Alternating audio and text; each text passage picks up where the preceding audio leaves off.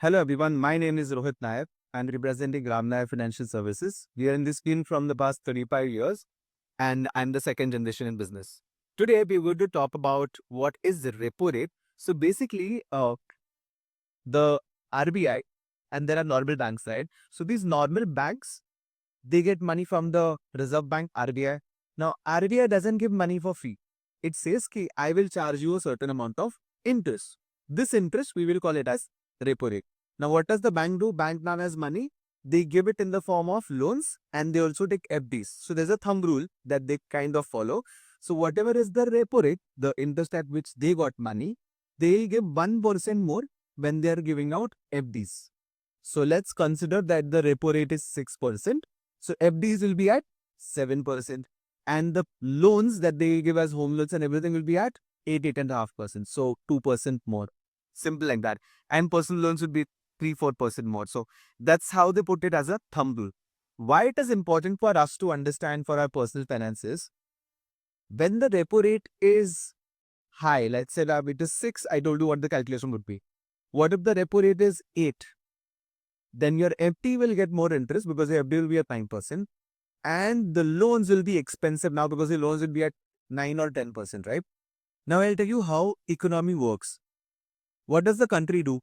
The country generally want people to spend money. Now, if they want people to spend money, that means loans have to be cheaper and not expensive. So what they will do, they'll reduce the repo rate. They'll reduce the repo rate, so interest is reduced. So FPs become not very interesting instrument because now the interest you will get on FDs will be lesser. But when they reduce the repo rate, loans become sasta. So loans are available at a cheaper rate. If loans are available at a cheaper rate, you want to buy more. I'll give you examples.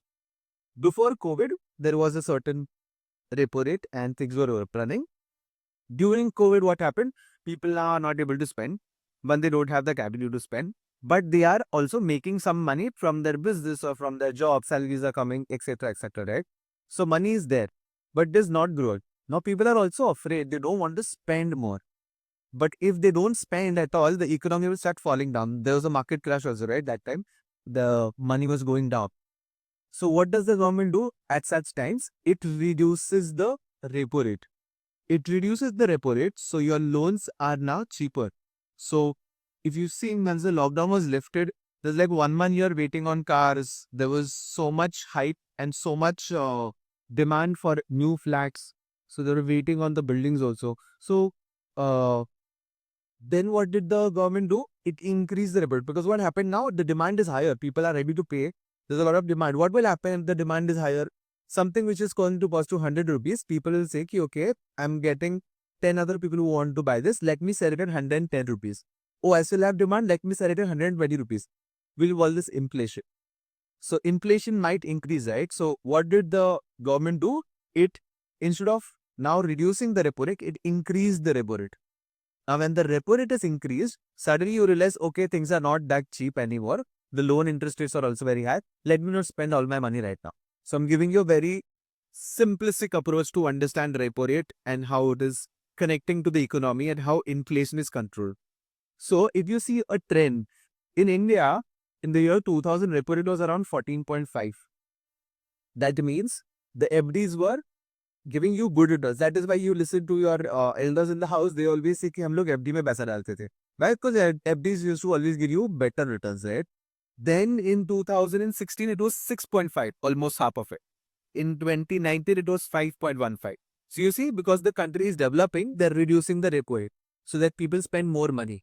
In 2020 it was 4.4. Peak COVID it was around 4%. Okay. And post that they increased it to 6.25. They increased it. And now recently they've reduced it to 6. So they increased it to 6.5. Recently now they put it down to 6.25. The entire idea of telling you this is going in the future, the repo rates are going to reduce. And how do I say so? If you see the developed countries before COVID, check on Google what was the repo rate before COVID. UK was somewhere around 1%. US was somewhere around 1.52%. So basically loans over there were very cheap, right? So people could buy one house, rent it, buy another house, rent it and do all that. India, that doesn't happen because the amount you get on a rental yield is 2.5%, but your interest on the loan is around 6-7%. So it doesn't work. But the idea being, as the country will develop, the repo rate is going to keep reducing. And what all is connected to the repo rate? Everything. The annuities or pension amount that you get is connected to the repo rate. It's not fixed. The pension yojana, Pradhan Mantri yojana, everything, all these different schemes are connected to the repo rate. The PAT, PPAT returns connected to the repo rate. Sukanya Samruddhi Yojana connected to the repo rate. Simple backup is connected to the repo rate, right? Loan interest rate connected to the repo rate. So for us as individual, when we are going to plan on retiring, and if the country is developing, which it is, so the repo rates are going to go down. So you're not going to get higher interests on whatever you are saving or going to put money aside. So a smart job is to start finding instruments and parking your money now and blocking a certain interest rate for yourself, so that going down in the future, you don't have to suffer because the repo rate has now gone down and the country has developed. So make sure that you're looking at the right instruments to invest when you're looking for your financial future.